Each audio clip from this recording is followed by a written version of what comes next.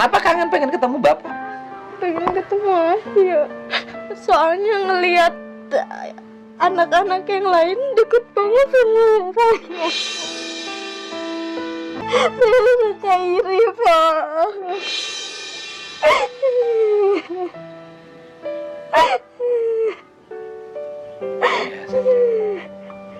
Di sebuah rumah sederhana, tersimpan kerinduan yang sudah dipendam bertahun-tahun.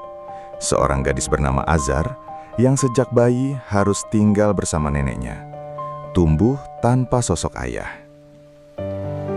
Pertemuan tak sengaja bersama Kang Dedi Mulyadi membuka kisah yang selama ini terpendam, tentang perjuangan seorang ibu bernama Fatimah yang pernah merantau ke Arab Saudi demi keluarga, tentang luka perceraian, tentang anak yang hanya ingin bertemu ayah kandungnya untuk pertama kali setelah bertahun-tahun kehilangan kabar. Akankah perjalanan ke Semarang nanti mempertemukan Azhar dengan ayah yang selama ini ia rindukan? Saksikan kisah haru dan penuh air mata ini sampai selesai. Karena terkadang, yang paling dirindukan seorang anak bukanlah harta, melainkan pelukan seorang ayah. Mana Bimpat teh?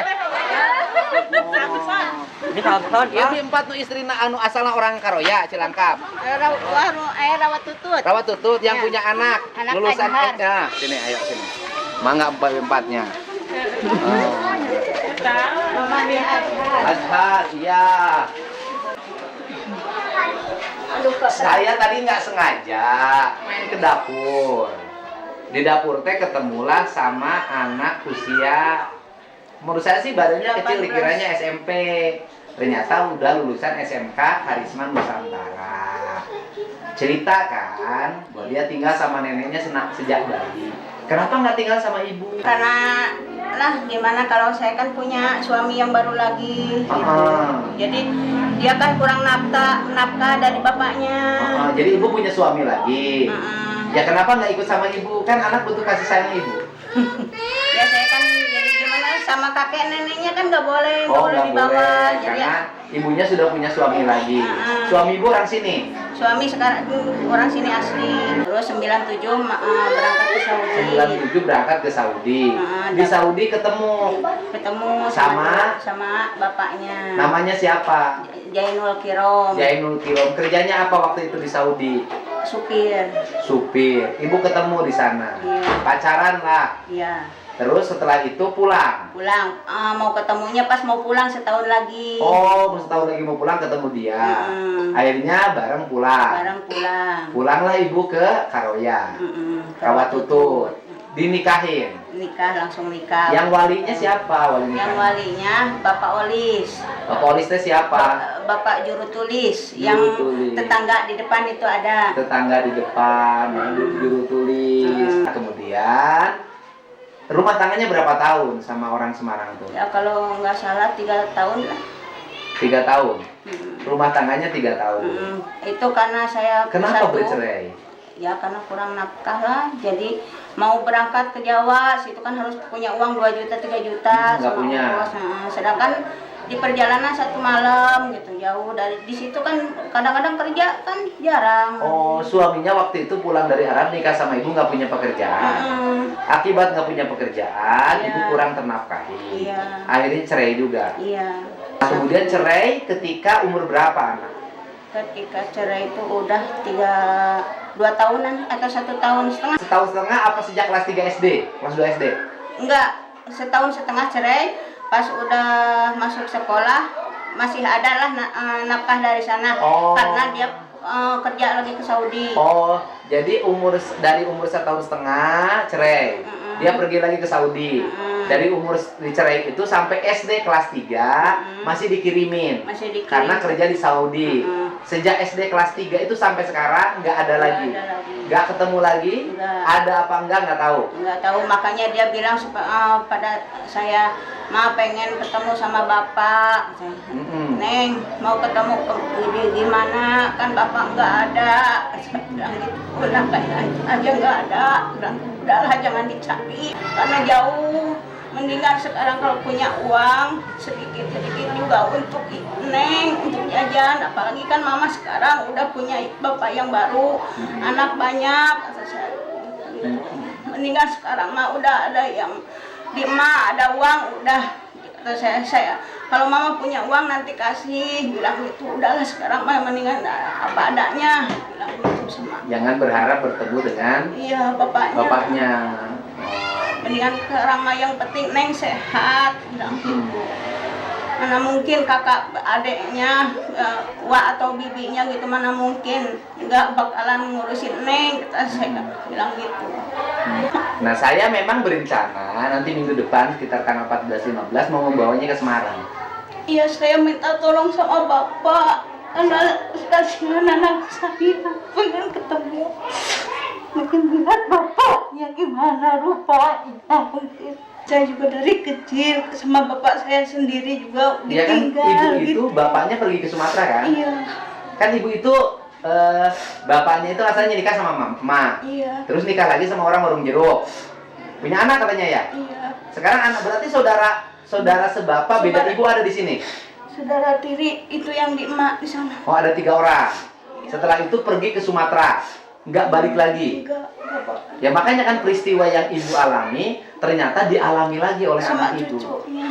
Oleh anak ibu. Benar. Jadi ibu nggak pernah ketemu sama bapak karena bapaknya pergi trans ke Sumatera. Iya. Bukan, bapaknya kawin dulu dong sama orang lain. Kawin. Setelah kawin lagi pergi ke Sumatera. Terus kemudian ibu sekarang nggak bisa ketemu sama bapaknya. Sampai sekarang Iya. nggak tahu rupanya. Enggak. Dari umur berapa ibu nggak ketemu sama bapak? Ya lupa lah Pak. Lupa. Saya mohon maaf Bu, tidak berarti harus membuka luka lama ibu. Iya, karena kan saya nggak sengaja ketemu ya sudah. Nanti saya katakan minggu depan saya antar ke Semarang. Karena perjalanan. Tapi saya Pak nggak punya uang untuk jajanan anak saya. Uang untuk apa? Ya untuk ngasih jajanan. Jajan kapan? Untuk di jalan perjalanan. Ya nggak usah, kan bareng sama saya. Kan udah selesai. Tadi juga saya titip dapurnya mau direnovasi. Itu dia alhamdulillah rumahnya udah punya rumah sendiri. Itu bangun rumah si nenek dari siapa? Itu mah punya neneknya yang Bukan, punya bangun. anak saya. Ya bangun rumahnya dari mana neneknya? Itu nenek sama bapaknya. Sendiri bangun. Kalau rumah anak saya yang sebelahnya sono. Oh, si nenek udah punya rumah? Udah punya dari saya. Waktu saya pulang dari Saudi langsung saya bangun.